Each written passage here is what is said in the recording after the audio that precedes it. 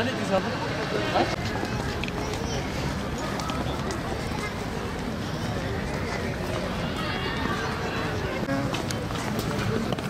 Ne çerez yapmış? Annem nerede?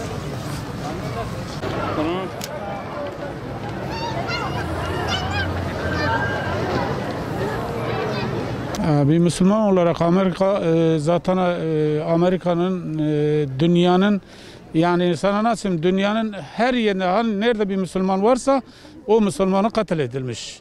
Yani katlediliyor. Amerika'nın işi gücü katletmek. Yani şimdi artık sıra Amerika'ya geldi. Allahu Teala zaten sıra ona artık kendi içinde artık bela verdi. Onlar kendi kendine birbirine düşmeye başladı.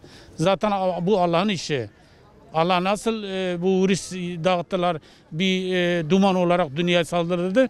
Onlar nasıl birbirine düştüler bak. Allah-u Teala nasıl bela verdi. Görüyorsun. Kendi aralarında birbirine düştü. Bütün yetimleri şeyleri bıraktı. Irak olsun, Afganistan olsun, efendim Suriye olsun. Bunlar ne kadar katledildiğini biliyor musun? Allah-u Teala da bak bir katil verdi. Aralarında bir nasıl yaptılar? Birbirini nasıl bıraktılar? İki tarafta da Allah belasını versin. Yani bizim Türkiye konusunda bugün 40 yıldır Amerika Türkiye'de mücadele ediyor. Nasıl? Bir terör çıkarıyor, bir DAEŞ çıkarıyor, bir PKK çıkarıyor, bilmem bir ne çıkarıyor. Zaten bu mücadele Amerika'dır. PKK diye bir şey yok, DAEŞ diye bir şey yok. Bunlar Amerika bu 1979'dan beri Amerika Türkiye ile uğraşıyor. Maalesef ne diyor? Bu PKK'dır, bu terördür, bu DAEŞ'tir. Öyle bir şey yok. Baş gücü Amerika'dır. En sonunda Allahu Teala bak nasıl yaptı? Bela onlara verdi. Ana Erdoğan diyor ki bugün bana yarın sana. Ey Amerika akıllı ol. Akıllı durmadı. Bak Allahu Teala nasıl yaptı? Kendi aralarına bela oldular. Birbirini Allahu Teala ne yaptı? Bela verdi. Birbirine ne yaptı? Ve karşı karşıya geldiler. Şimdi Amerika'nın kendi problemleri vardı. Kendi iç problemleri. Demokratlar ve cumhuriyetçilerin hiçbir zaman bu kadar birbirine dalaştığı dönemler olmamıştır.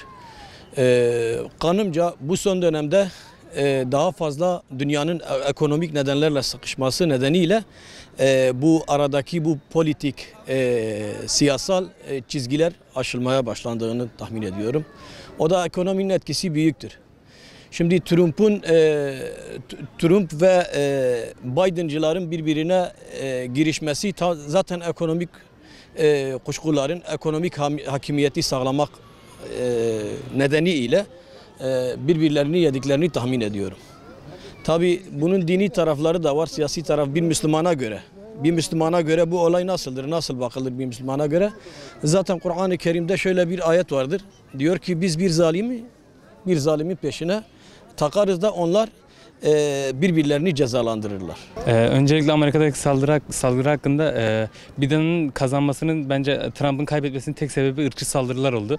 Bildiğiniz üzere polislerin özellikle siyahiler üzerinde yapmış olduğu etkilerden dolayı polisler sürekli siyahileri işte vurması vesaire vesaire. Amerika'nın büyük çoğunluğu zaten siyahi olduğu için bu Trump'a oy vermediler. Amerika sürekli Türkiye üzerinden oyun oynuyor. Mesela petrol çıksa şu an gelip bizden alacaklar. Kendilerini dünyanın süper gücü görüyorlar. Ama şöyle bir şey var. Türkiye üretmediği için aslında bir bakımdan Amerika'da haklı çıkmış oluyor. Elimizden fazla bir şey gelmiyor ama şimdi onlar Müslümanlara sürekli zarar verdikleri için Doğu Türkistan olsun, orası olsun, burası olsun sürekli zarar verdikleri için Allah da onlara salgın gönderdi. Amerika savaş bura